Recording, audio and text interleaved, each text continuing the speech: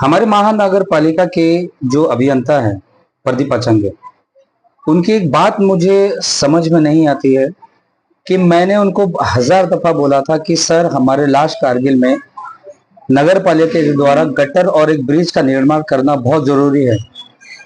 कैसे तैसे 1.5-2 साल फाइट करके एक ब्रिज तो बन गया, लेकिन उसको आने जाने के लिए जब मैं उनको आरसीसी के लिए बोल रहा हूँ, जब कंक्रीटिंग के लिए बोल रहा हूँ, तो वो कह रहे हैं अभी हमारे पास फंड नहीं है और उसके बाद हम बाद में काम करेंगे।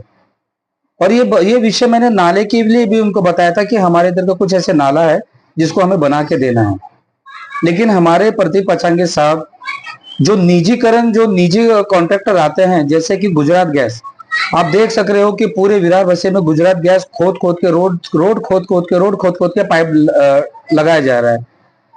अगर ये नगर पालिका के लोग अगर प्राइवेट निजी कंपनी को फायदा पहुंचाने के लिए अगर गैस के गुजरात गैस के जैसा कनेक्शन देते हैं, कभी जियो वाले को कनेक्शन दे देते हैं। जब मैं गुजरात गैस वाले से बातचीत किया तो पता चला कि हमने 800 करोड़ रुपए का सर टेंडर भरा है नगर पालिका में, या हमने नगर पालिका में काम करने के लिए पैसे दिए हैं। उसके बाद जब हमारा पाइप चल लग जाएगा उसके बाद हम लोग ऊपर से रोड का डामरीकरण करके देंगे। कुछ महीना पहले ही हमारे विरार बसे के महानगर पालिका के अभियंता ने रोड का रिपेयरिंग करवाया था। रोड का रिपेयरिंग कराने के बाद फिर गुजरात गैस वाले ने फिर खोद दिया। खोदने के बाद फिर वो लोग डामरीकरण करेंगे, फिर 3 महीने बारिश के बाद फिर 4 महीने 5 महीने बाद फिर डामरीकरण, फिर रोड बनाएंगे। मतलब एक रोड को 4 से 5 बार ये हमारे महानगर पालिका बनाती है। तो इसमें लोगों का पैसा कितना बर्बाद होता है, क्या हमारे प्रदीप अचंगे साहब को समझ में नहीं आता है?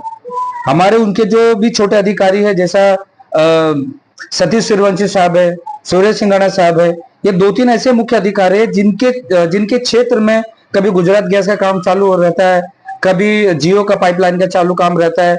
इन लोगों को रोड बनाने का, रोड खोदने का काम दे देते हैं, लेकिन जो जनता इतने साल टैक्स भर रही है, घर पट्टी भरने के बावजूद भी वो लोग का रोड रास्ता नहीं बनता।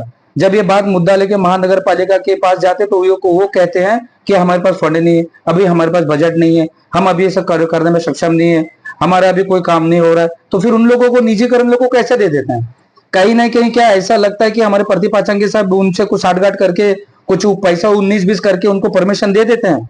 क्योंकि परसों के दिन जब मैंने गालानगर में देखा वो गुजरात गैस का कनेक्शन करवा रहे हैं, जब उनसे पेपर मांगा तो उनके पास पेपर था ही नहीं, और जो पेपर पड़ा हुआ था उसमें से प्रदीप अचंगे का सिग्नेचर था।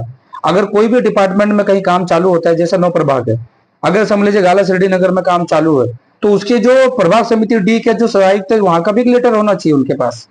उनके पास पुलिस का जो एनओसी होता है, जो समझिए ट्रैफिक पुलिस का भी एनओसी उनके पास होना चाहिए था। वो अपने किसी दम पे, नगर पालिका के दम पे, किसी आमदार, किसी नगर सेवक के दम पे अपनी रोप दिखा के वहां पर काम चालू करा देते हैं। तो हमारे नगर पालिका के अधिकारियों को ये सब चीज समझना चाहिए।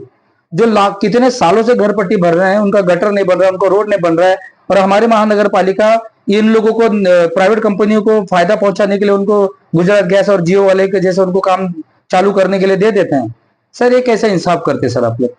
मतलब जो गरीब है गरीब रहने दो, और जो अमीर उसको अमीर तक के लेके पहुंचा रहे हो। जहां पर लोगों का काम होना चाहिए वहां का लोगों का काम आप 10 साल 20 साल पीछे कर रहे हो, और जिनका काम नहीं उनका काम को आगे बढ़ा रहे हो। सर थोड़ी सी भी आपको शर्मिंदगी होगी सर, तो लोगों का गटर के पे ध्यान दोगे सर, लोगों का रोड पे ध्यान दोगे सर। थोड़ी सी भी अगर आप जो जिस पद पे बैठे हो ना सर, वो यहाँ के लोगों को, हमारे 40 से 45 लाख जो लोग है विरार बसे के, उनके टैक्स के माध्यम से सर आप बैठे हो।